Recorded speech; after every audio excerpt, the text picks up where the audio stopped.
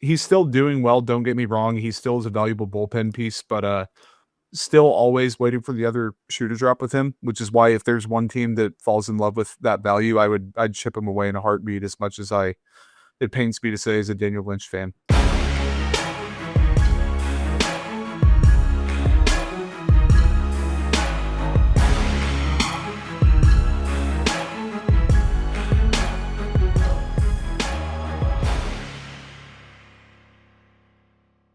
One Royal Way back at it here on Kansas City Sports Network. I'm Joel Penfield. This is a fantastic episode that we're bringing you guys back like they never left.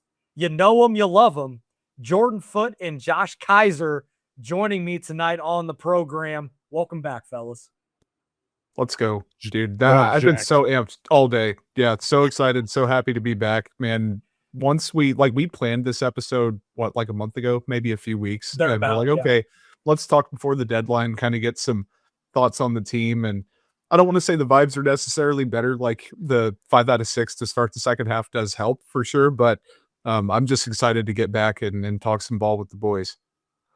I was thinking about it on the way home from work today that this Royals team is like an abusive relationship, emotionally abusive to us. And boy, am I glad to be stuck in another car ride for another hour long with them to talk about them for the next hour. Jacked up to be here. Plus, this is my favorite time of year. The trade deadline, the chaos that ensues. I mean, it is truly the best time of year in baseball, in my opinion. Whether you're a buyer or seller, everything's great. So very excited to be here, as you can tell. Joel, I am ready to roll. This episode is going to be fun. We're going to break down or just recap the sweep of the San Francisco Giants, who are equally as bad. So take that for what you will. And then we're going to bring back one of our favorite games. If you are an OG listener of this show and of this iteration of One Royal Way in 2023 and 2024, you might know what's coming. And hopefully you do. And we'll get to that here in a little bit. Before we get to all that, make sure to like, rate, subscribe, review on all platforms. Hit those notification bells. Leave us a 5-star review on the audio side as well. We would appreciate that support. And this show brought to you by Emprise Bank. As always, member FDIC, our partners and possible here at KCSN. And this show, we can't thank them enough for their support over the last 3 seasons. All right, fellas. We actually have some wins to talk about. We didn't have too many of those in the first half, obviously, but they start 5 of 6, and hilariously, a negative run differential because they got pantsed on Sunday 19-2. So they couldn't help the run differential, but they at least got some wins on the board. All 1-run wins. Fugazi 1-run win today because it was too late. Gives up Steven Cruz gave up a home run late, but they ended up still getting the win. Monday, you win 4-3 on a walk-off after Alex Lang blows his first save of the season. Which, again, the hilarity of baseball and how dumb pitching wins are. Michael Wacha, who did Michael Wacha things, 6 innings of 1-run ball, just what he does. And he gets a no decision, and Alex Lang, who blows the save and gives up 2 runs in the 9th, gets the win because the Royals bail him out, as one does. Abusive relationship. They do it to themselves. Like, baseball is the dumbest, the most fickle, the most unjust sport. And God, I just love it so much. It's just the best. Yeah, I don't have too much. Don't look now. They're only 10.5 out of a wild card spot. So don't call it. The American League is so bad. The barrier to entry this year could not be like less. And they still were like, nah, we don't want to be in on this. Like we're good. Yeah. When I go on the zone with Jason Anderson and Sterling Holmes, we've just been calling the American League the NFC South. That's That's essentially what it has been all year long, and it has not changed whatsoever. It feels like AFC South is in that territory as well. I mean, we're the damn Tennessee Titans at this point. But the thing is, though, at least in the AFC South, you'll get a 10-11 win team in there. It takes, maybe 9 games to win the NFC But they're South? Capital F frauds, and they get a home game, and then the Chiefs have to go to Indianapolis. Yeah, that's fair. That 9th inning, and when you look at the guys that came up too, and some of this, the guy that ended up being the hero came in late because Bobby left with the back tightness, which then ended up putting him on the injured list officially today. But that 9th inning, it's Caleb Killian, admittedly a name I am not familiar with, but sure. Josh Rojas single, Tyler Tolbert sack bunt, which was a sack bunt that should have gotten the lead runner, but shout out Willie Adames for just falling asleep at the wheel and not expecting to throw, not on the bag. First and second, nobody out. Deep fly ball by Carter Jensen gets Josh Rojas the third. And then Nick Lofton, little safety squeeze. And he showed it, fouled it off. I'm like, okay, he showed his hand. I don't think he's going to do it again. Sure enough, double barrel, does it again, gets it down. Eldridge can't handle it, and the Royals win a game and bail out Alex Lang. So shout out to him. And that was their second walk-off in 4 games. They did it on Friday when Alex Lang blew the lead. So actually, no, that was his second blown game because he gave up a home run to Ty France on Friday. But it was back-to-back appearances for Alex Lang where he had been, I think he was 8 for 8 previously in save situations. Any other situation you brought him in, it was terrifying. For somehow, you put him in the 9th inning in a safe situation, you got it done. Now, that also tanks some of the trade value that he could potentially have had. If he was 10 for 10, maybe we're having a little different conversation. But, hey, we take the wins where we can get them. And that's all that we care about. And then Tuesday night, Royals win 3-2. This was the Luinder Avila game. Best start of his career. Best he has looked as a starter for the Royals. He gets into the 6th inning for the first time and then actually gets into the 7th inning for the first time all year. 7 strikeouts, just the 1 walk, which the walks have killed him all year. Only the 2 earned runs, which, he had a little bit of traffic there in that 5th inning, but still was efficient. Like the hits he gave up and how they got those runs were more related to like early count stuff. So that's been a problem for him, is just the efficiency. But he gets through that inning, gets you into the 7th, and then they end up getting 2 in the 6th. Nick Lofton comes through again with the go-ahead hit, and the bullpen holds on. They brought Lang back out for a second straight day, gets 2 strikeouts in that inning to get out of it and get the win. So, shout out to him. John Schreiber gives you a clean inning. And Matt Strom, I mean, we know that has obviously not been pretty all year, but in a 1-run game, comes in the 7th, gets a strikeout, and gets out of that inning clean as well. So that was a good win all around. Mm-hmm.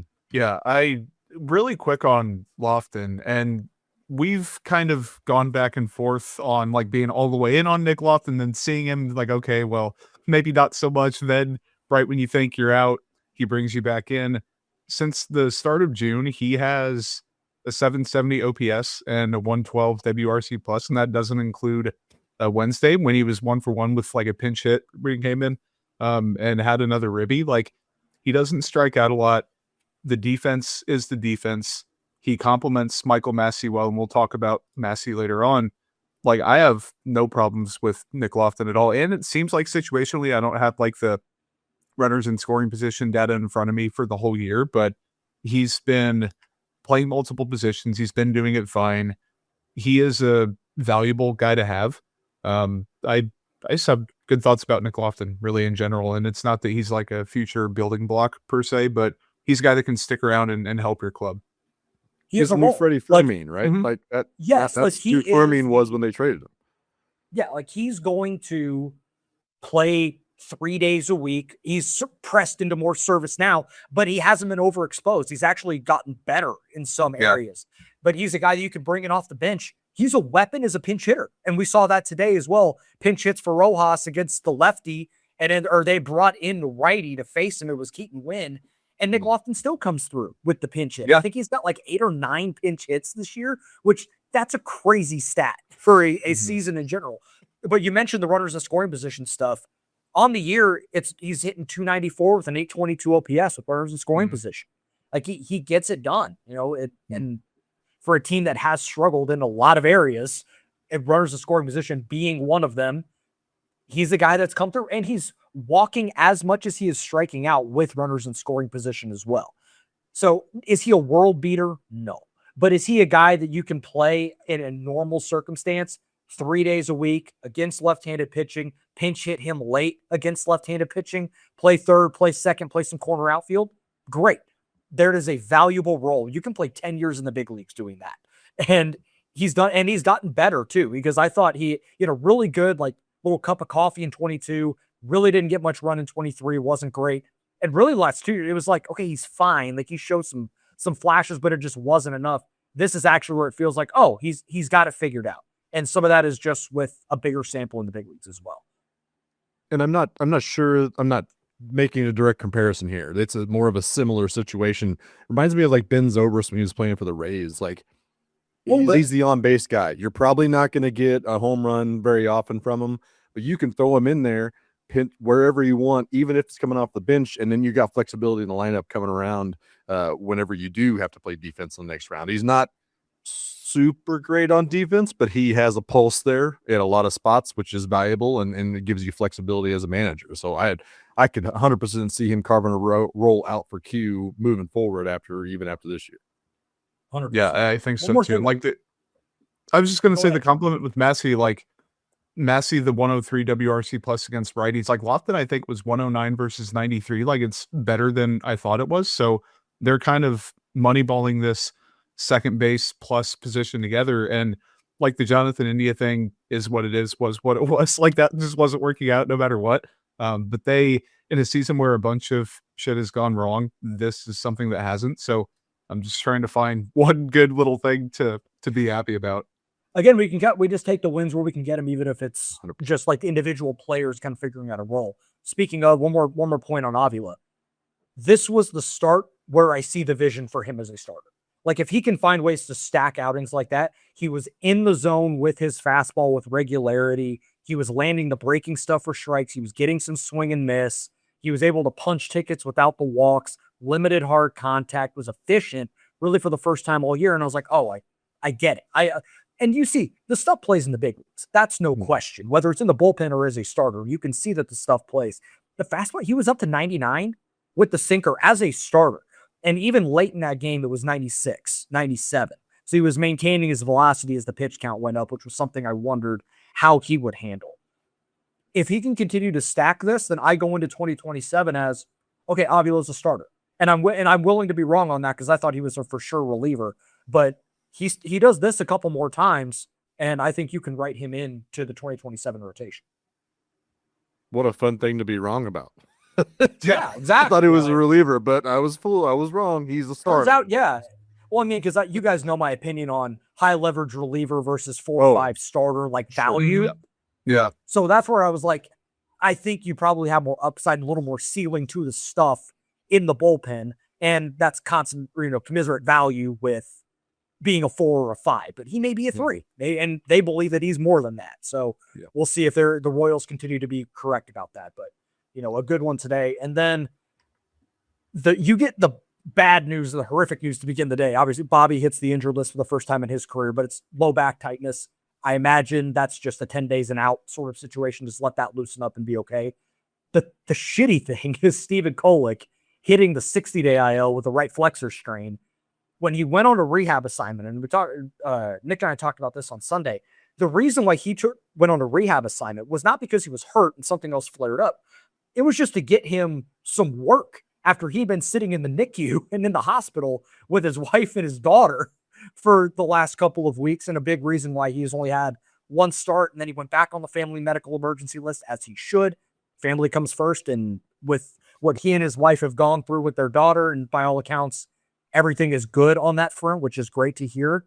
I overheard him in the locker room say his daughter is gaining weight at a good rate. So that's good. So hopefully we're trending in the right direction. Our thoughts continue to be with him, but he was playing catch and felt a little tightness. And he's like, okay, we'll take it easy. And then he gets into the start. Everything felt fine. And then the next day he woke up and it was real rough. And whenever you hear flexor strain, that's not good. When you hear flexor strain combined with second opinion, also not good. So, and Q kind of alluded to, it's probably going to be surgery. So that means he's probably clipped and going to miss 2027. And he had pitched really well. So now that's down another starter that you could have penciled into 2027, and why I think they're going to end up holding on to Michael Walker and Seth Lugo, because someone's got to pitch, right? You got to have innings. You got to have innings somewhere. Someone's got to get out. It's so bad, dude. Like it is so, we came into the year and we're thinking, okay, they have like 10, 11 different guys. We're like, if something goes wrong, you could throw this guy for a month or something. And then everyone like got 4 hurt. of them, like almost half your list, you're like, well, shoot, now they're done not only for a week, 2 weeks, like Chris Bubich has been gone forever, it seems. Like Cole Reagans is going to be cooked for a very long time. Brian Berger, Berger, Cooter's like hurt. it's so bad, dude. It sucks. Because like and it's that, and then you also have and Kolek was pitching great. Like he 2.68 ERA if you take out the last two appearances. Like he was doing awesome before that. Just really you consider those. Well, you consider that St. Louis outing. Yes. You kind of wonder where his mind was, and totally understandable. And then he only throws the couple of innings in the start. His first start back, some of it was due to the heat and the fatigue, just because he had like a really high pitch count inning. I think it was in that second inning. And that's really the point. But like, yeah, he gets hurt. Cooter gets hurt, who would have gotten an opportunity if he hadn't gone down. Berger's down. Mitch Spence just now has a lower ERA than Tyler Tolbert. So like, you throw Zobak in there too. He's at least now back in pitching, and I think he's going to get an opportunity because he's going to get a look. He's going to throw. Vince Velasquez, baby. Yeah. Listen, what's Richfield doing? Listen, it's too ambitious, but Kendrick Churio can't be worse than some of these other options. Sure. What's Dallas Keuchel? Let's bring him back. Yeah, Zach Greinke, get in game shape, buddy. He only needs a couple more strikeouts for 3,000. Like, why not? He's on the home runs too. Might as well give him some ABs. Brett Saberhagen's only 62. I thought he was a little bit older than that. There might be more life in that arm than some of the Royals ones. Yeah. Golly. I've wondered about this kind of. It seems like there's been a ton of injuries, like we're talking about, both in the pitching staff for sure, but also on the positional player side. Part of me wonders, like, what's up with the training staff? Like, it's not changed that much to where you could kind of point to that, but you can absolutely point to a roster full of guys that have been bandaged and torn and tattered in the past, and you kind of just put your flag on top of a house of cards, and there's probably some of that too. But it definitely seems like it's a kind of year that I'm not making excuses, but injury absolutely has a big part of the story that is the 2026 Kansas City Royals. So I do hope that they kind of look around at everything and assess their processes and systems and question everything. Do we need to get rid of this? Do we need to add more of this? Do we need to do less of that? I think all of that should be assessed this year, especially given the situation and the lack of depth at this point. And the part of it too is the injuries are certainly part of it. It's part of the conversation, whether but it's not the entire story, because even when everyone was healthy, the team wasn't good. So you can't blame the injuries, because it still wasn't good even before everyone started getting hurt. So. And they're better when everybody's hurt, apparently. Yeah, like you roll out a AAA lineup today and you find a way to get them. Yeah. Shout out to them. Again, I think that speaks to how awful the Giants are. Sure. And the Giants, like, that lineup isn't bad, like, on paper. I just think, Tony Vitello, yikes, buddy. If I get ready to learn college baseball again, I hope your recruiting pitches are still up to snuff, because, man. Today's game was weird because it just felt like the Giants were entirely in control. Landon Roop was shoving. Seth Lugo did a good job until that final inning, kind of got away from him in the sixth and then the seventh. He gives up the 2 runs late. But again, still get you through 7 and 3 innings or 3 runs. You take that and run, obviously. 5 strikeouts, only the 2 walks. Didn't get beat by a home run, which has been one of the huge problems for him this year. The 7th inning was the difference, though. They bring in Henches to face Vinny and some others. Vinny gets on. Bit of an up show. I won't lie. I did not think Willy Adames shoved Vinny off the bag, but I don't care. It was what it was called. Vitello loses his mind. He gets tossed. Next batter comes up, and it's Salvador Perez. And he hits the home run to tie George Brett, 317 career home runs. And that ball was smoked to right center too. Like he got every bit of that to the opposite field. What a cool moment. I'm glad that he tied the record at home, right? Like even if he doesn't break the record home, I'm glad he at least got that moment, got the curtain call, and all of the pomp and circumstance that came with that moment. Obviously incredibly cool. And they're getting a 5 spot in that inning too to take the lead. And ultimately it was the difference. So listen, I know Salvador Perez, it is what it is from a stat standpoint this season, Mm-hmm. but I hope everyone is able to put that to the side for just a bit and recognize that he's about to break a franchise record that's sat for a really, really long time. And who knows the next person that's going to break that record. So this one might sit for quite a long time. And I thought we were going to have to wait 3 damn weeks because that's just the drought that Salvi has been going into this season. So it's been kind of a weird year, and we didn't have to. Thank God.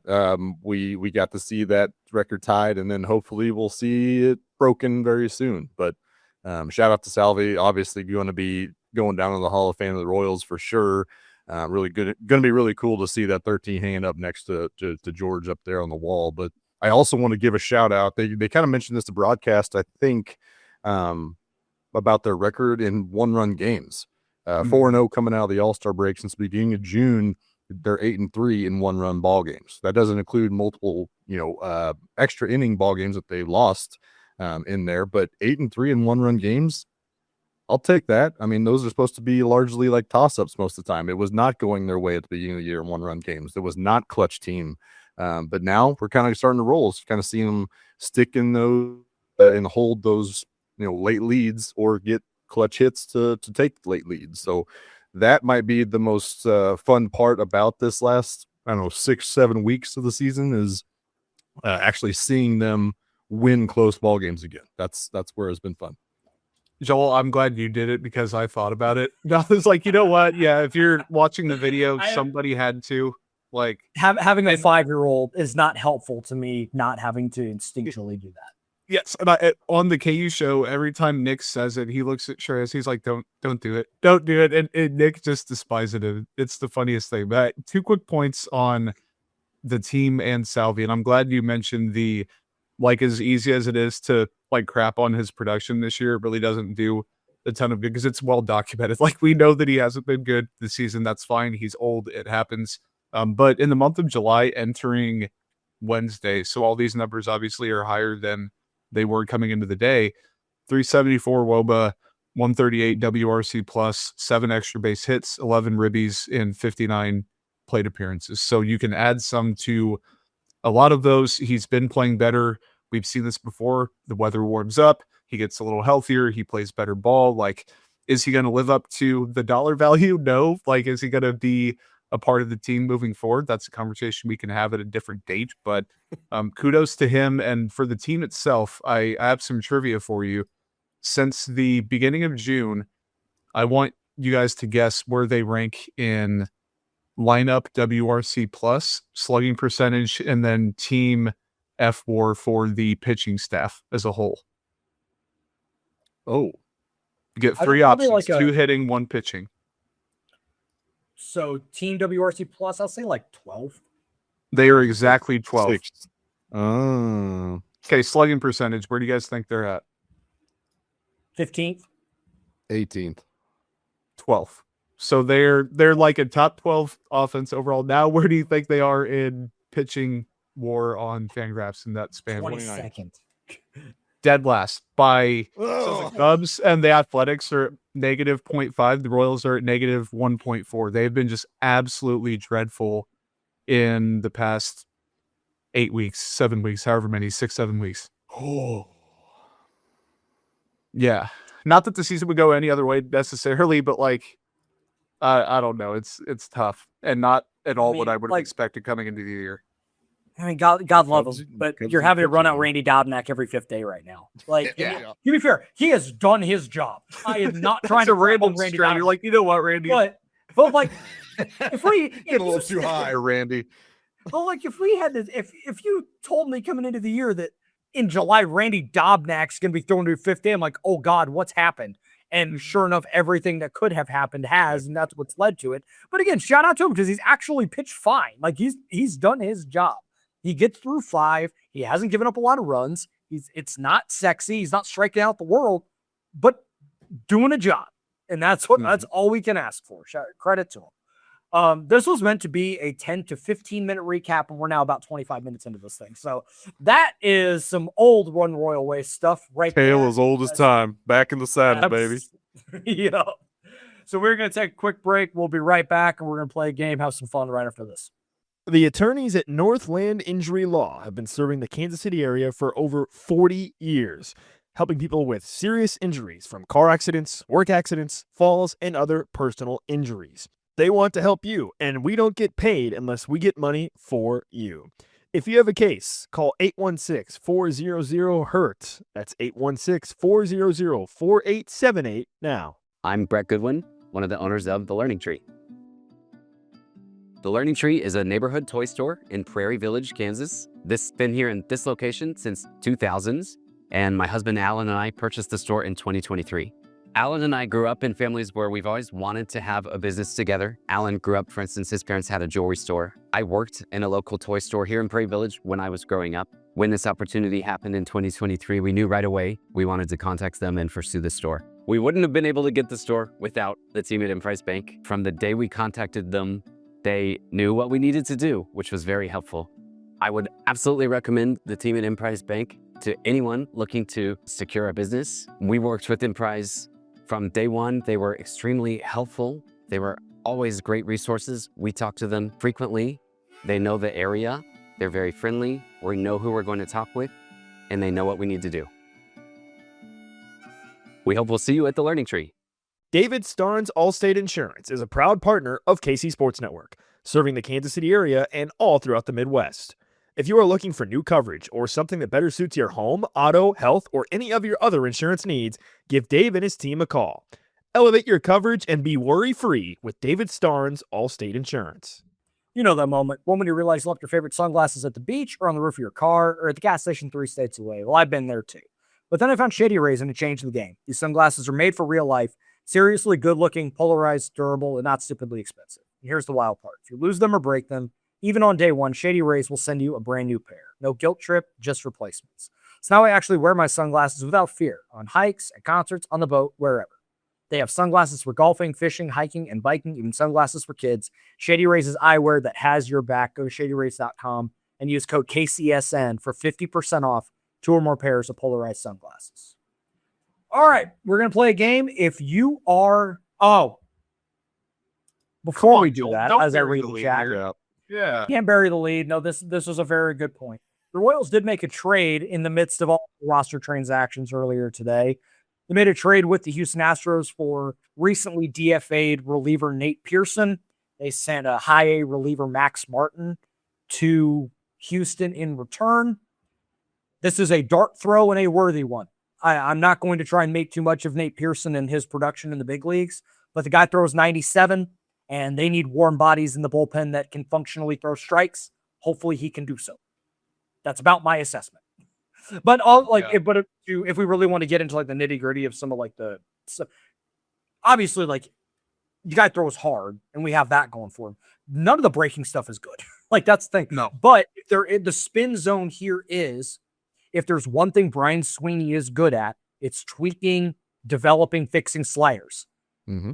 If that avenue opens up, then that makes the fastball a little bit better, adds a little more swing and miss with a secondary. See what happens. And it's no skin off the Royals' back. This is the like super low risk stuff that the Royals, no matter what their position in the standings is, should be making. Go find the guy that throws 98 and see if you can figure it out. And if after a month he stinks, okay, DFA him and it's no skin off your back and you move forward. You didn't pay it. You gave up a reliever in high A whose FIP was 2 runs higher than his ERA. Fine. Great. Whatever. I think we'll be fine. All respect to Max Martin, obviously. Good luck in Houston. Nate Pearson of MLB The Show Legends. Yes. He was a that fun MLB player 20? to play with. Was it MLB 20 where he had like a 99 that was OP? Yeah. I just learning that he's going to turn 30 next month. So the time is slipping through my fingers as we speak. I'm old as hell, and so is Nate Pearson, but hopefully we're both going to get it figured out somewhere along the lines. Hopefully that would be lovely. Exactly. But it's my commentary on Nate Pearson.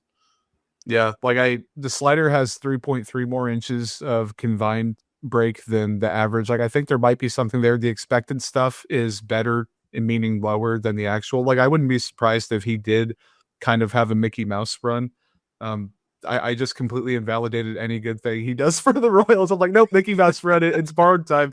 But like that may be all that they need from him, right? Sure. And he also, Give me a map to Mickey listen, Mouse Club.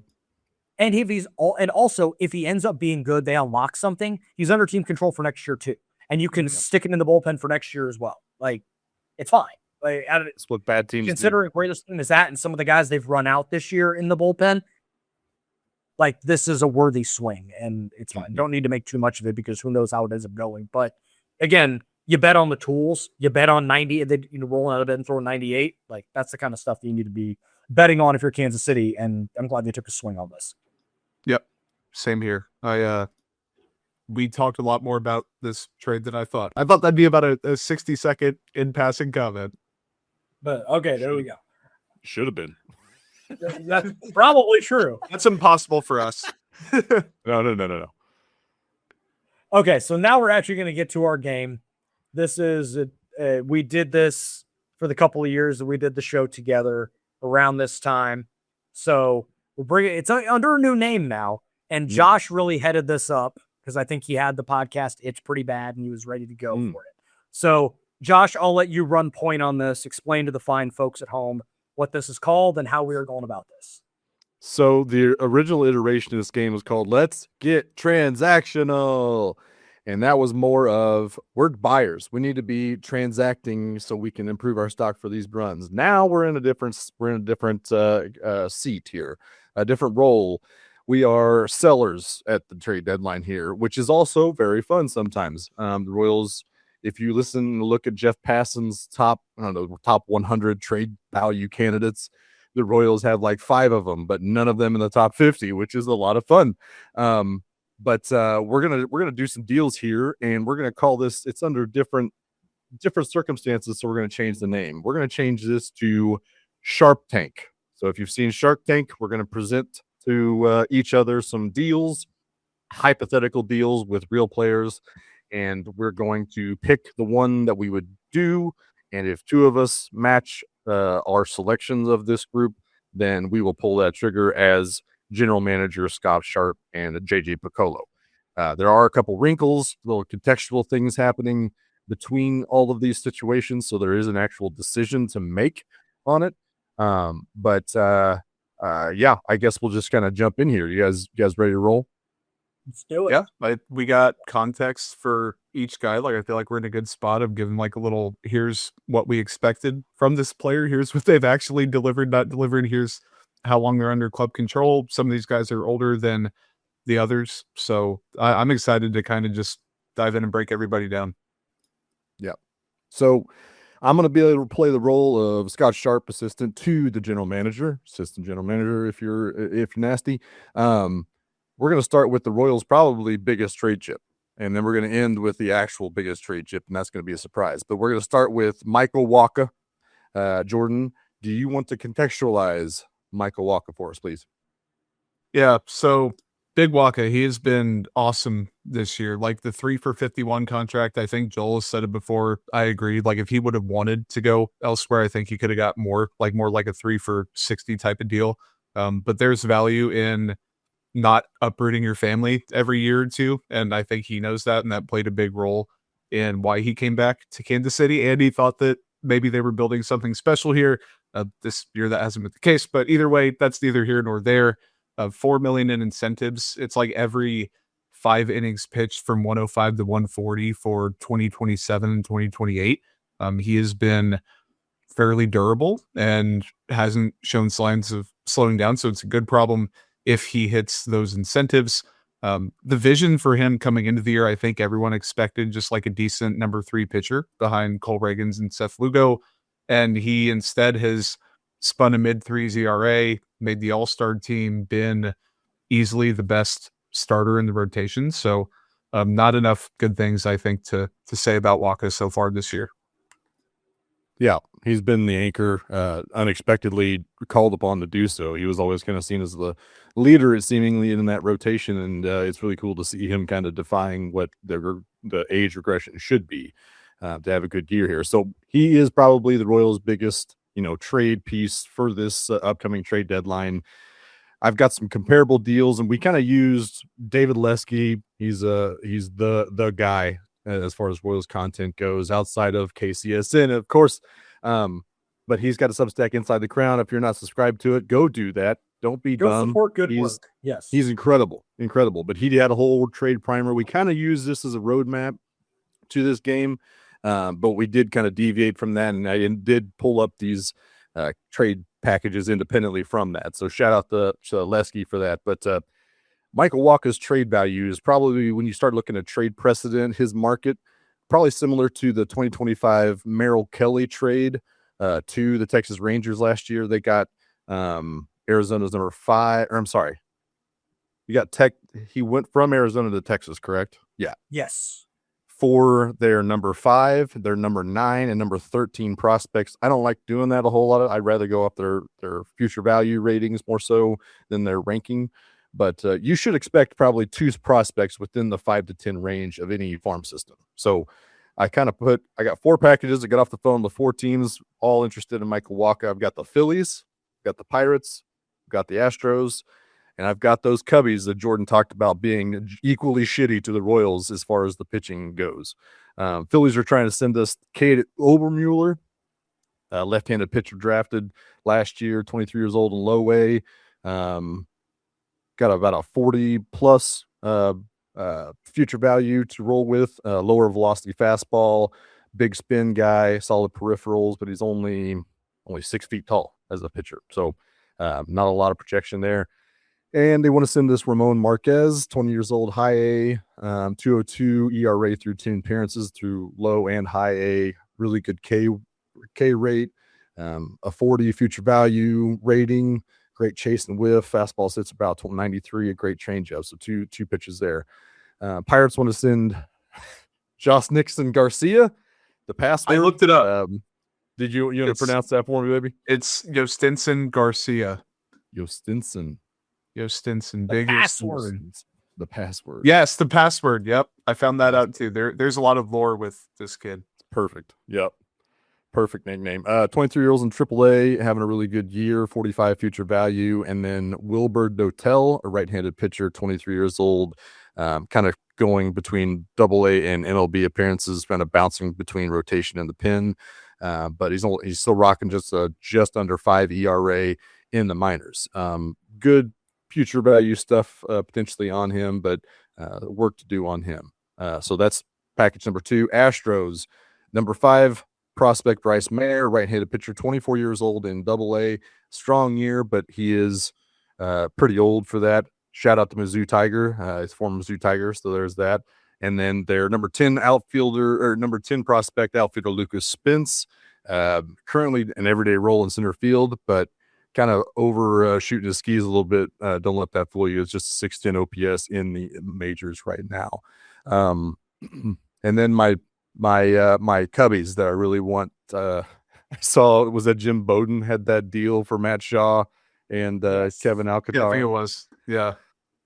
Well, I got Alcantara in this package as well. 24 years old, currently in the MLB, but he's been bouncing between AAA and the majors for 2 seasons. He's only got 1 option left. Hasn't shown a lot on the MLB level, but is absolutely mashing AAA pitching in just like 800 plate appearances. So the power is there. Just the hit and miss is also there as well.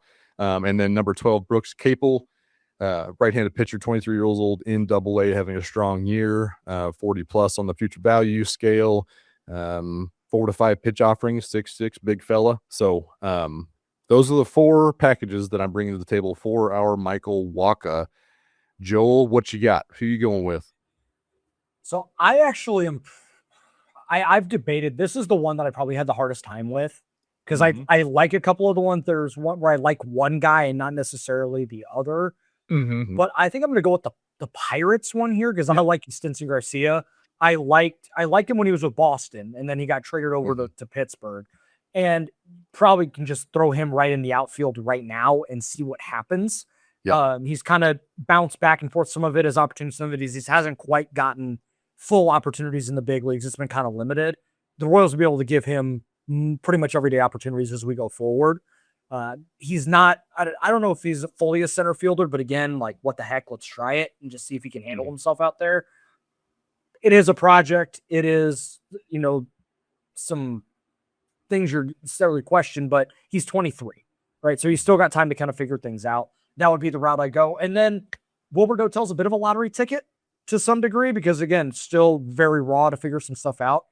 But the pitching coach in AAA has done a really good job figuring some stuff out with guys. He figured out with Cole Reagans early, and maybe just some tweaks that can be made there and send him up to the big leagues and see what he's got. But again, you take a fastball 97 and see what he's got. I think it would be interesting. That would be the one that I would take. I debated the Cubs one because Kevin Alcantara is very intriguing, but he's gotten like super limited opportunities in the big leagues for 3 years now.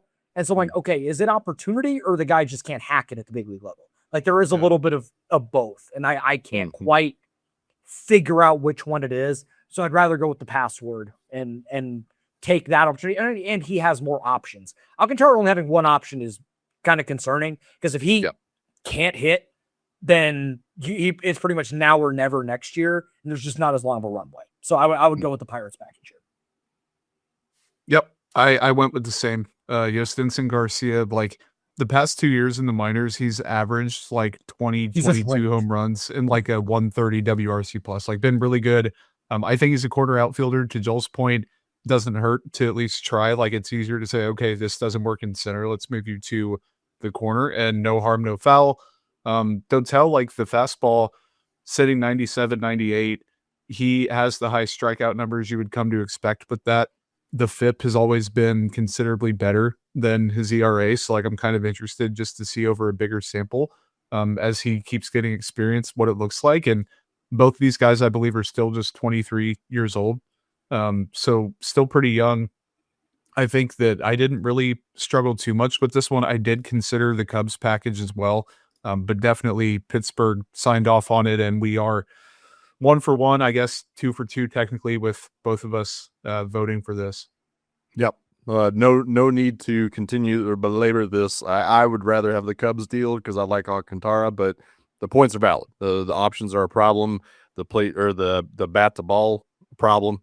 And I just don't know if Garcia has that same. And I feel like Wilbur Dotel could be another Luinder Avila. I would be interested to see if it was the similar path. They got kind of the same thing going on there. So boom, first trade sent off. And we should also caveat late that we could also choose to not do anything because Michael Wacha having another year control, you still need pitchers for the rest of this year and next year. I could see there's a case to not trade him, especially if like you extended him for a reason. What those reasons are is totally your call, but I feel like that's something you have to look at long and hard at this point in the year. And I think most of the fans kind of agree with that. I think you got to. And we're not game. I chose the Pirates package to play the game. Realistically, though, I don't think Michael Wacha is going anywhere. Because like I said, when it comes to the colic injury, like, okay, just paint the picture for a second. Say they trade the contracts of Lugo and Wacha and get up. Who's starting opening day for you? Me. I mean, like their goose is cooked if you keep. That's the like, thing. off guys. Like, Noah Cameron, his 5.3 ERA. Is it Luinder? Like that would be who you're kind of looking at right now. That's why I don't think either of those guys are going anywhere, and that may be the wrong way to go about it. But I just don't see a world where they're going to trade both of them or even one of them at this point. Tarek Scoop. We did a predictive. Oh yeah, there you go. If we did a predictive game, it wouldn't be nearly as fun. Which is why, damn it, we're doing what we want to do because it's our game. Exactly. Sorry. Yes. Yeah. All right, let's speed this along here. Next one, Daniel Lynch IV, also another year of control. Jordan, you want to hit us with a little bit of context. Yeah, arbitration 2 and 3, 2027, 2028. He is already 29 years old. Time flies. It is just trapped in the circle here. 2026 vision. Like even as a guy who's been high on Daniel Lynch for pretty much his whole career, he was far more on the outside of the circle of trust as like a prove it bullpen piece. Like, okay, he kind of smoke and mirrors his way through 2025. Let's see if he can do it again. And by golly, he's kind of doing it again to the tune of a 2.18 ERA, 3.10 FIP. The strikeout numbers are Daniel Lynchy, like 7.4 per 9. They've come down quite a bit from where it Yeah. was early in the year when it was over a K per inning. Yeah. So he's still doing well. Don't get me wrong. He still is a valuable bullpen piece, but still always waiting for the other shoe to drop with him, which is why if there's one team that falls in love with that value, I'd ship him away in a heartbeat, as much as it pains me to say as a Daniel Lynch fan. Okay, so I've got the context or the market value. A 2025 Steven Matz sent to the Boston Red Sox for the number 17 prospect in the system. So we're looking at a prospect in the 10 to 15 range. I think is legitimately a possibility. We're sticking with the same teams here. Phillies, Pirates, Astros, Cubs could not get enough of our phone conversation. They were very excited about all of our great pitching we have to offer. Phillies wanted to bring back Seth Johnson, right-handed relief pitcher, 27 years old, bouncing between AAA and MLB. In 24 MLB appearances through his career, it's a 7.58 ERA. Not great. Troubles with command. Very good fastball, 98, tops at 100. Got a pretty solid or a pretty bad slider. But like we said, we got a coaching staff that likes to tinker with sliders.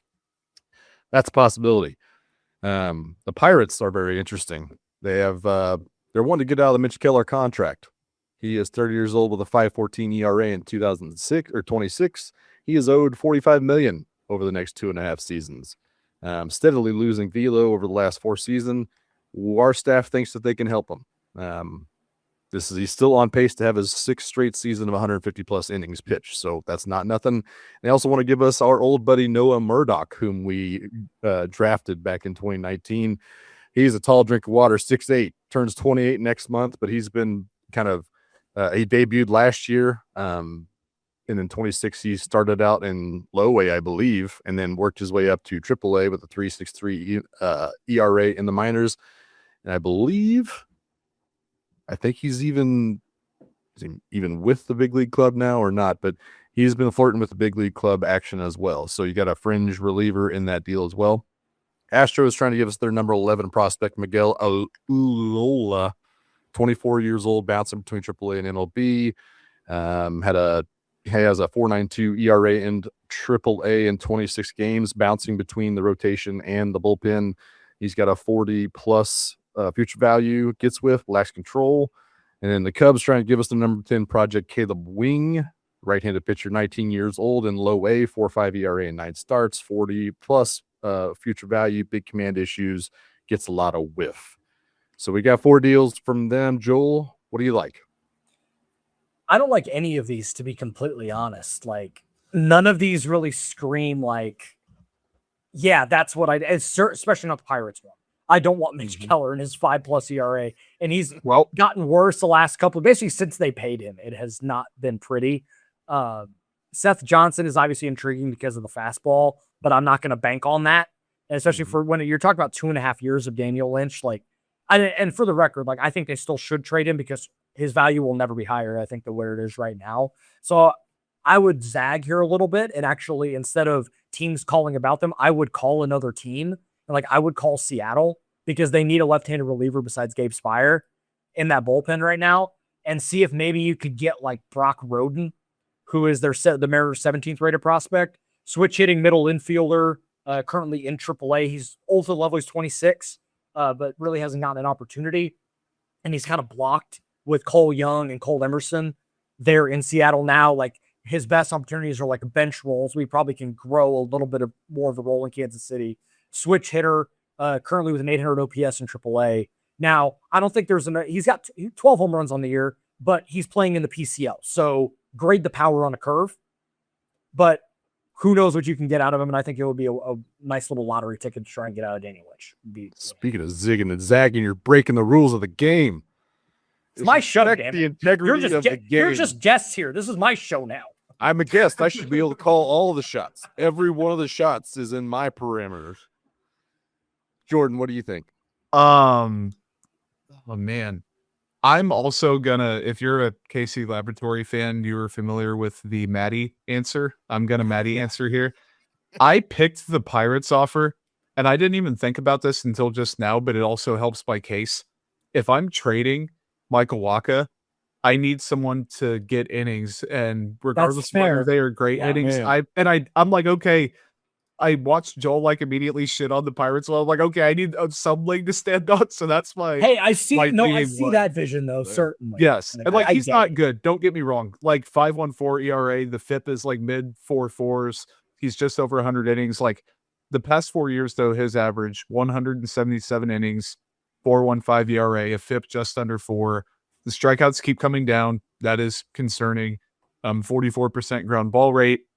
Keeps the ball in the park. Like, okay. Like, this is the definition of a fine, I guess, trade. Like Murdoch, I don't really give two craps about like the return, but that like he fills up the zone quite a bit. The barrel rate has been good. He's not getting hit hard.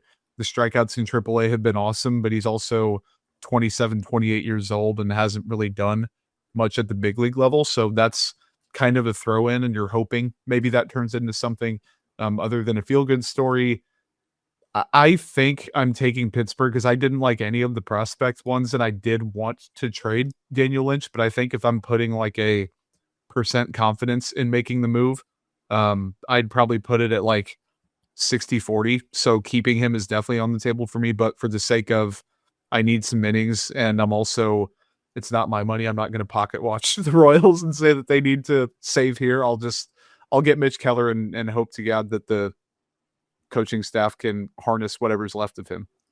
He could be a legitimate change of scenery candidate. Like there is an there, if you want to spin zone it, that would be the angle that you're taking of, hey, listen, it's not working here anymore, because he was the guy, and then Jared Jones and Paul Skeens came in, and he became like the third or fourth. So could be that maybe just he just needs a new opportunity somewhere else. I still wouldn't bank on the production being that much better, but that it has happened for guys before. There isn't a proof of concept of someone it just isn't working somewhere anymore. They go somewhere new and figure it out. And this time last year, I remember getting into Twitter fights with Pittsburgh Pirate fans who didn't want any part of Lugo for Mitch Keller. They thought that Lugo didn't deserve to shine Mitch Keller's shoes. Oh, what a year on both fronts. Yeah, how do they feel about that now? Because give me a call, baby. I am open for business. We can maybe get to Lugo at the end, but it's not going to be a fun conversation. That's for damn sure. But it is interesting. I went after the Astros, Miguel Ulola, 24 years old. The 4.92 ERA is not good. Bouncing between the rotation and the bullpen is not great either. But he gets whiff even with the lack of control. So I think that is something. If you can develop the command and kind of get that under control, he's still got plenty to kind of work with in that. The fastball is 93. The cut and slider are both solid, but need command on them. And he's got two more offerings that he's kind of tinkering with apparently. So I think there's still a starter in there, and there's still a reliever floor in there. So you give him plenty of innings this year, next year, try to get that worked out. If he's not going to work out, then ship him to the bullpen, I think is a solid run for Daniel Lynch. It seems like it's the like you said, Joel, now's the time to kind of strike when the iron's hot. I don't know if his value is going to ever be any higher than it is now. So I think you got to pull the trigger, but at the same time, I'm okay keeping him too. He's been very, very solid in a very bad bullpen this year. So I'm kind of in on that too. Good relievers don't help bad teams. For sure. And you can Without a doubt. quicker in And you can rebuild the bullpen. 100%. We have seen, I don't want them to Scott Barlow this. Yeah. When it comes to Daniel Lynch. You know what I mean? I think that needs to be the way they handle it. Mm-hmm. Well, let's deal with another reliever then. Old Johnny Shribes, Johnny boy. Jordan, you want to tell us about John Schreiber? Free agent after the year, 32. We thought he'd be a low medium leverage reliever. He's been a low medium leverage reliever for the most part. Injuries sometimes have forced him into situations that haven't been super ideal, but the peripherals remain worse than the production. Like there's not much to say about him that hasn't already been said. I think he gets too much hate because of a little bit of an up and down start to the year, but he's a fine player that could help somebody. Oh, indeed. Well, let's see if we can find that. According to, it looks like the 2025 Kyle Finnegan to Detroit trade for the number 19 prospect plus lottery tickets. So I think we can also again expect a 15 to 20 range prospect here. Sticking with the Phillies, Pirates, and the Astros one more time. Phillies trying to offer us Alex McFarland, 25 years old in Double-A. Recently called up to the majors, though. He had Tommy John, 24. So they moved him to the pen, where he's had 2.06 ERA in 32 games. Really good K rate, but the walk rate is an issue, so some command project issues there as well. Pirates trying to send us Christian Curtis, the number 20 prospect, right-handed pitcher, 24 years old. Went from Double-A and made his debut in the majors this year. 4.96 ERA in the minors, solid K rate. Debuted 4 days ago. He went 5 innings, shut out, 4 strikeouts, 2 walks, and 2 hits. Future value is about 45, according to House Scouts. Good 4-pitch mix there. Astros are sending us Alimber Santa. I'm in on Santa. I'm just going to say he's a right-handed relief pitcher, 23 years old in AAA, 15 innings in the Major League bullpen for a 1.17 ERA. 40 future value, lives in the zone but doesn't get chase. And then the Cubs are trying to give us their number 15 prospect, Justin Florentino, right-handed pitcher, 21 years old in high A, 5.02 ERA and 11 starts. The 40 is their future value, according to our scouts. Command issues, but still okay. If you think a 5.02 ERA is okay. So we got 4 more deals of projects. Joel, who do you like in that group? I think this one's a slam dunk with Alex McFarland. I would take that and run. A couple of fastballs that sit in the 90s. Good slider out of the bullpen. I think that is a worthy swing for a rental reliever that you're getting. And McFarland may get a little bit of run in the bullpen at the end of the year, but just continue to build him up, in the bullpen, maybe Northwest Arkansas or in Omaha, and just kind of get him ready to go. But that would be the way that I would handle. Like you take some of the walks if he has the strikeouts. If he's able to get strikeouts and swing and miss, there's a little bit of a walk rate that I'm willing to work with in the bullpen. And with the way that he's able to throw the ball and throw in the upper 90s, I think that is absolutely a worthy swing to take. I was 51-49 between him on the 49 side and Santa at the 51 side. Yeah. I'm worried that he's going to walk a ton of guys because in 2025 in the minors, he averaged like 5 per 9 innings, and he's gotten better, as Josh noted, at his command. But don't get me wrong, he's not going to blow the fastball by a bunch of guys. He needs to lock in and realize he is just a fastball, curveball, slider guy. He shouldn't have 5 offerings. It's not helping him whatsoever. I think I'm just a little bit intrigued at the possibilities with him.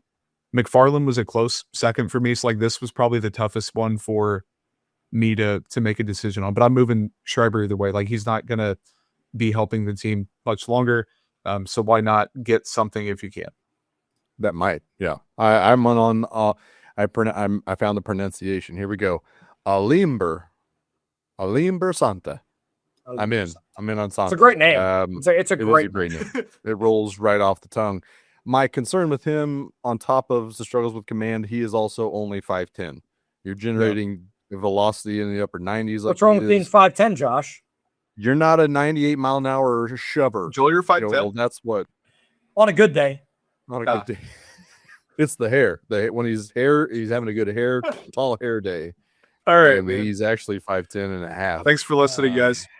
Yep. Appreciate it. So we did pull the trigger on Alimber Santa for the Astros to kind of help with the team this year, replacing Johnny Schreiber. Now, let's get into a fun one.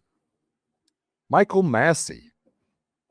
I know one particular Italian first baseman that the Royals have. You can let that is going to be disappointed to hear us talk about potentially trading Michael Massey. But Jordan, who is Michael Massey? I'm still trying to figure that out. And he's been in the bigs for quite a while now. Same timeline contract-wise as Daniel Lynch, 28 years old. Potential platoon second baseman coming into the year. We kind of thought like a non-full-time starting guy, but still someone who could be heavily involved in the lineup. The 2026 outcome, like a league average bat with pretty solid defense. Like he's a top 5 defensive second baseman. Like really good. He's been the Michael Massey that we kind of saw late in the 2024 run and then heading into the playoffs. So he's been that level of really productive player. With that said, I'm moving him, not to spoil the package, but I'm trading Michael Massey. Yeah, I've got 3 different teams that are very interested in Michael Massey's services for their run, not just this year, but the coming years. But to do that, we have to set a precedent for the trade value, and this is kind of a tougher one because, as Lesky noted in his primer, there are not a lot of second basemen that have been dealt. But in 2025, Willie Castro was sent to the Chicago Cubs for their number 8 and a lottery ticket arm. I think that I don't know, with the Willie Castro had more control, I do believe. So it's the value is not 1 for 1 here. So I'm going to dumb that down and say we get 1 prospect to kind of headline a package. Maybe you get a lottery ticket arm as well, but 1 prospect in the 10 to 15 range. The Nationals called, they're very interested. They're offering their number 15 prospect Jackson Kent, a left-handed pitcher, 23 years old in AAA, a 4.69 in his first taste of AAA in 10 starts. He's got a 45 future value. Red Sox have also offered their number 13 prospect Tyler Uberstein, right-handed pitcher, 27 years old in AAA, debuted in the majors in April. He has a 2.92 ERA in AAA, 14 games, only 2 starts. So he's coming from the bullpen more than likely. And then the Rays, who we never like to trade with because you never like to lose trades to the Rays, but they're offering their number 10 prospect in Santiago Suarez, a right-handed pitcher, 21 years old in AA, a 5.11 ERA through 16 games in AA, a 45 rating and future value, lives in the zone almost to a fault, but does get chase, no whiffs. So an interesting combination between that. But you like any of these trades for Michael Massey, Joel? So the one I'm intrigued by the most would be Jackson Kent. And I know that the numbers are not necessarily sexy, but last year, he struck out 132 guys in 123 innings. And he's been a bit of a fast mover already in AAA after being in the 2024 draft class. So he's kind of knocking on the door. And this organization needs left-handed pitching. So this is more of a need. Like I actually, if I were to make a move, it probably would be in most of the circumstances be for Santiago Suarez because he's 21.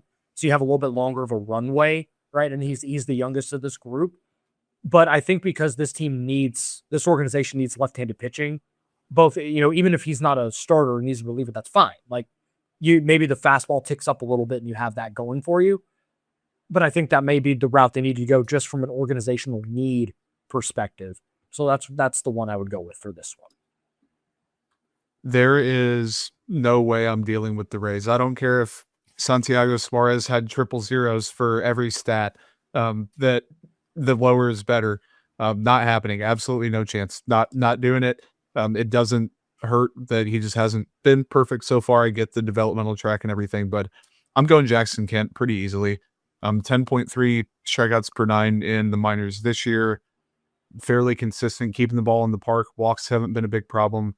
He has a 99th percentile prospect savant score that also factors in like the age sliders and everything. So 86th percentile swinging strike rate, 84th percentile chase, like a lot to like about him.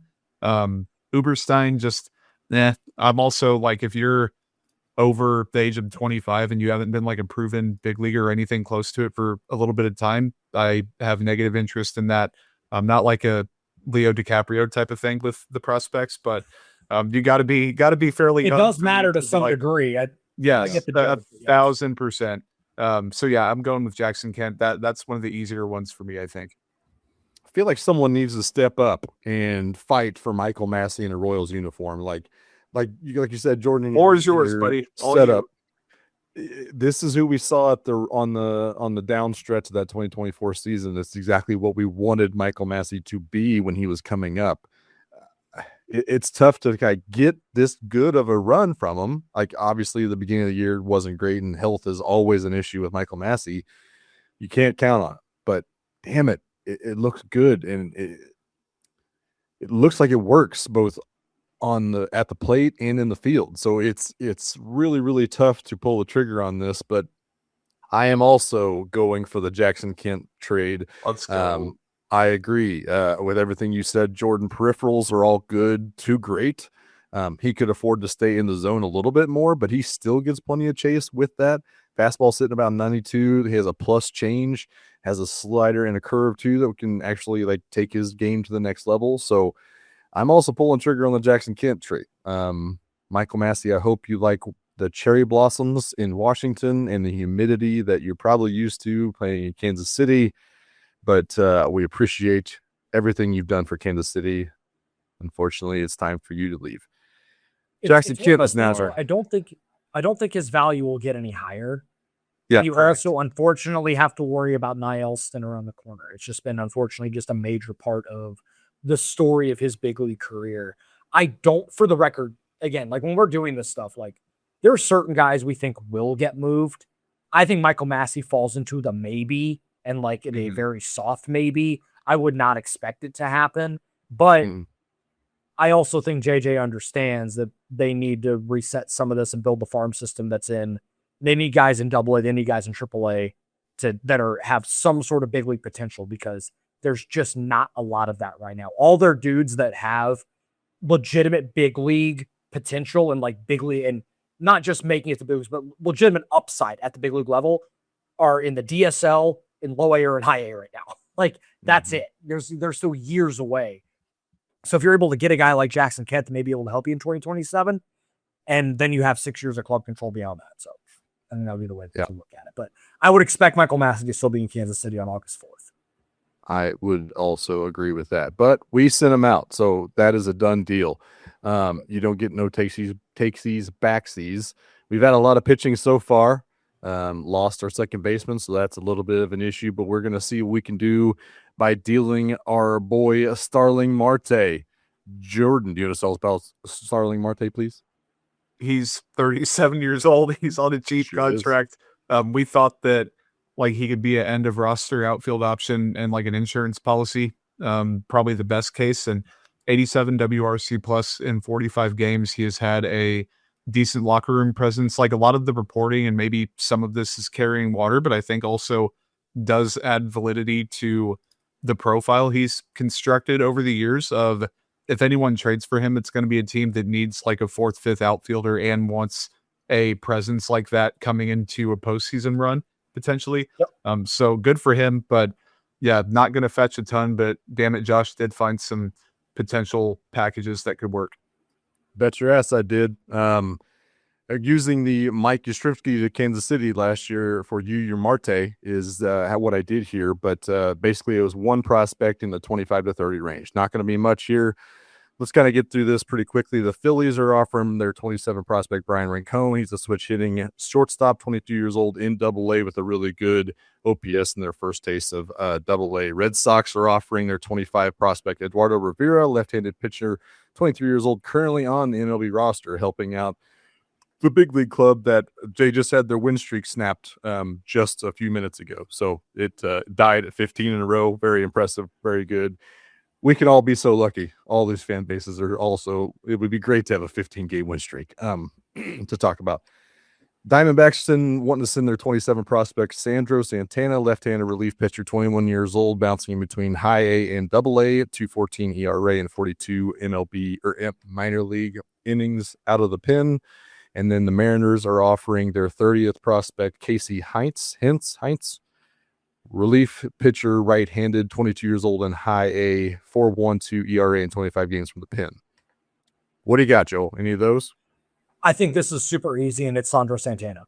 Again, from the left-handed pitching perspective, Pipeline has the slider as a 70 grade pitch, and when you find that type of tool that low in the system, now he's a reliever only, so that's why he's probably lower in the rankings predominantly, but I would take that and run with it as fast as I can. If they're offering that, I would say yes in a heartbeat. The fastball is a mid to low 90s pitch. You throw some kind of a lower 3/4 slot so he gets a little more some vert with it as well. And in his first little taste of AA, which he's pitching in Amarillo, which is kind of like pitching on the moon, and he has not given up a run in 11 1/3, struck out 17, only walked 1. So he's figured out some control stuff there as well. 66 strikeouts to 15 walks so far this season in 42 innings. And this team needs left-handed pitching, and they need left-handed relievers as specifically. So I think this could be a guy that you might be able to get in the big leagues by next year if he's able to keep this up. His prospect savant page is in the 99th percentile or higher in like 10 different categories, if not more than 10. He Okay? looks That's like a a slam freak. dunk. Yeah, I don't have too much more to say. Everything Joel said and then some. Like, it's a easy pick for me. And you guys went with Sandro? Is that what it was? Mm-hmm. Yeah. Yeah. Okay. Yeah. It's literally just lit up red. Yeah. Like, my God. Yeah. He's got a 24% whiff rate or like swinging strike rate. Like, that's crazy. That's solid. Whiff rate's 49%. I would make it a unanimous decision, but since we did just ship off Michael Massey, I would probably go after this Rincon kid, 22 years old in AAA, or I'm sorry, in AA. So age appropriate level, and then 857 OPS in 75 games. Switch hitter, 5'10", good plate discipline, speed, bat, defense is all there. I could see him being the shortstop, or I'm sorry, the hopefully not shortstop of the future, but the second baseman. Man, what kind of trades are we making here, dude? Yeah, that would be the big one. So yeah, I'm in on the Sancho Santana for everything you've said as well. But let's get to the main event. Daddy's main course, the guy who was featured on this game back when we were buying in the original, old Lane Thomas, the currently the Royals MVP of the last, I don't know, month or so. Really, really good stretch here. Got hot at the right time. Jordan, what do you got for Lane Thomas? He's lived up to his end of the bargain this year. Turns 31 in August. We thought he'd be like a fourth outfielder type, not going to like take Kyle Isbell's job, but maybe like some platoon possibilities out in the outfield. 240, 337, 409 slash with a 108 WRC plus in 87 games. He's been better than that as of late. So lots of good things to say about him. I think that barring the fourth door that we go through here, it does make sense to move him. I forgot about the fourth door. Yeah, I've got a fourth door. We've got, actually fifth. We got 4 teams interested in Lane Thomas's services. Yes. There's a fifth door that I just got off the call with Lane Thomas's agent, and he is ready to extend with the Kansas City Royals for 1 day. It's a 1-day offer only, but for 2 more years and $14 more million, you can have Lane Thomas, Kansas City, for the next 2 years after this year. So he will remain in Kansas City this year on the current contract, get 2 more years on the back end for $14 million. Seems like a hell of a deal for the Lane Thomas services, but there are other teams interested in them. I'm going to use the 2025 Harrison Bader trade to Philadelphia for the number 12 prospect and a lottery ticket. So I think we should be able to get one prospect in the 10 to 15 range. The Phillies are interested in his services. There's number 11 prospect Griffin Burkholder, who's an outfielder, 20 years old in low waist, 781 OPS in 55 games, 6'1", 195, right-handed hitter, which I think is a thing the Royals are very interested in. Shout out to Zion Rose, 35 plus on the future value.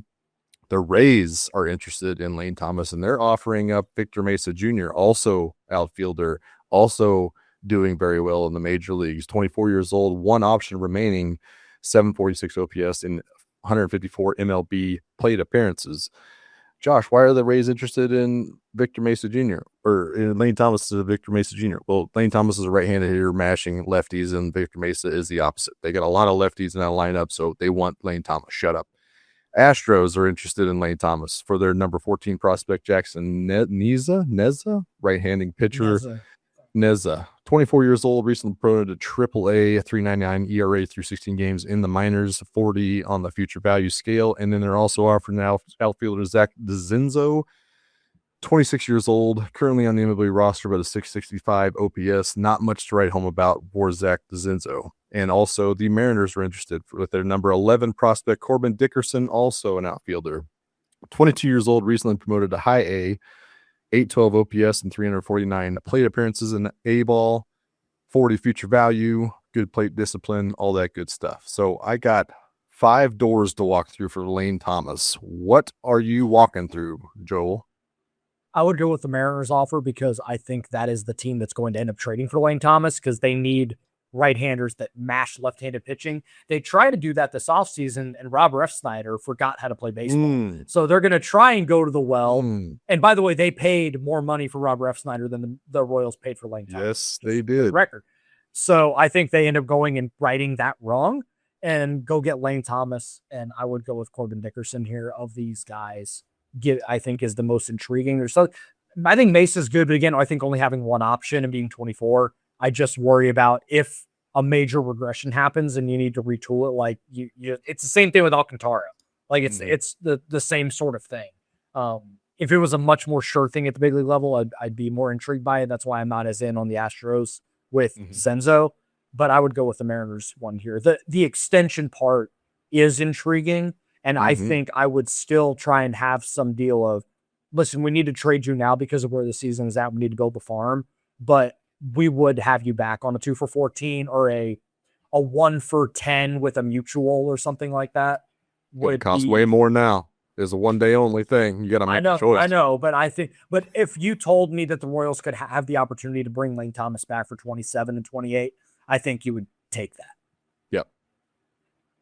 I think I would hang up the phone if he wanted 2 for 14, not because I don't think he's capable of living up to that, but like, I don't know how he's going to follow up this season. Like, I just never was fully in on Lane Thomas, and it's ironic because like you kind of know what you're getting with him, but something in my gut has always been a little iffy on him. With that said, I'm taking Corbin Dickerson as well.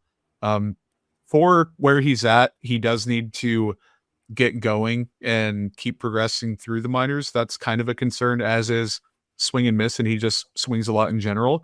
But 276, 387, 425 slash in A ball, 21 stolen bases, potential long-term center fielder, good speed, decent arm. He has a lot to like, and I think that compared to a lot of the prospects we've gotten here, that makes a ton of sense. I did think about Burkholder briefly, but I'm going to end up with Big Corbin from Seattle. You sons of bitches. I wanted to extend Lane Thomas because he's my best friend, and I have Jon Snowed and planted my flag against Royals Twitter for 3 months now. And now I have to. You were correct in all of it. You were correct on all of it from the beginning. Well, it didn't look great at the beginning, but like Joel. But you held on and you were right. And it's like Yao with Sam Darnold. You just held on long enough to be correct. System. You're right. He was always doing what the Royals wanted him to do. He was always here to hit left-handed. He was always here to get on base, and now he's doing everyday things in a play instead of Kyle Isbell, and I think that's just icing on the cake. So it's very, very fun. If I had to give him up, I'd rather go after the Victor Mesa Jr. I think he's a little bit more proven, but I totally understand the concerns about the lack of options there. But I just feel like he is more MLB ready to take on the everyday role potentially next year. The strong platoon, the left-handed hitter side, even though the Royals need plenty of right-handed hitting just to kind of balance the lineup, but it would be tough to not take Victor Mesa Jr. in my opinion. But again, I also wanted to extend Lane Thomas, but alas, we are trading him to the Mariners for Corbin Dickerson. So we've also added an outfielder to that situation. So we can do a quick rundown if you want. That's all the moves we're making. Somehow the only one left standing is Daniel Lynch IV. So he'll be back next year. Traded Michael Walker to the Pirates for the Password and Wilbur Dotel, which is a fun deal that we made. John Schreiber for Alimber Santa. Great right-handed reliever name. Michael Massey's headed to the Nationals for Jackson Kent. Starling Marte is headed to Arizona for Sandro Santana. And then Lane Thomas, of course, is headed to Seattle for Corbin Dickerson. So this is all fake news, very unreal stuff, but at least gives you kind of an idea of, I feel like we're not privy to conversations that happen in the front office. And I feel like this all happens a lot quicker than this, hypotheticals that we set up here. But I do feel like these are the same conversations that are happening in the front office. And this time they're trying to find the diamonds in the rough. They're trying to negotiate and navigate the market just like that. And then try to figure out where they all fit in both the short term and the long term. So I think it's a fun exercise, and I'm glad you guys stuck with us if you made it to the very end. And that's all she had to say about that. So fun. This has been great. I'm glad we were able to get the band back together. It's like an annual thing. We just do it once a year. We're able to get everybody together. Jordan, obviously very busy with all of his writing at various sites, Prize Picks and KCSN Chiefs. Josh doing a lot of baseball and softball coaching, and he has loved every bit of that. That has been a worthy cause to step away from the mic for entire baseball seasons. Yep, been a lot of fun. It's a learning experience, a different kind of world to kind of step into on the coaching side of the youth sports. Competitive travel ball is a lot of interesting learning lessons, but it's been a lot of fun this year. So very excited to start it again in the fall. Let's go. We got 2 to 3 weeks and we're running back into it. And Jordan, your life will get real busy with training camp starting at the end of this week. Yeah. And our boys are writers. Yeah. In multiple ways, man. Multiple ways. Yeah. It's I wrote a book. I tweeted about it. Speaking of, please plug that, by the way. Please do. Yeah. Trying new things. It's called Escape Room. If you're watching, here is the cover. This is my OG copy that I marked up, and I did like a billion edits because when you write stuff, you end up making more typos than you think. So that was a fun process, but learned so much about the writing process and what it takes to get published. It's a quick read. It's only 67 pages. It's a poetry book, and it's like meant to simulate a day. So like everyone's day looks different, but kind of the warm up for the day, the peak, the down, like the goods, the bads, the light, the dark, everything. Some of it's fiction, some nonfiction. Like it's a whole just entire range of stuff. So it was really fun to write. I wrote from January through May. So I kind of have concepts of a second one that I want to do. I'm not sure if I'm actually going to, but like the support has been infinitely better than I expected.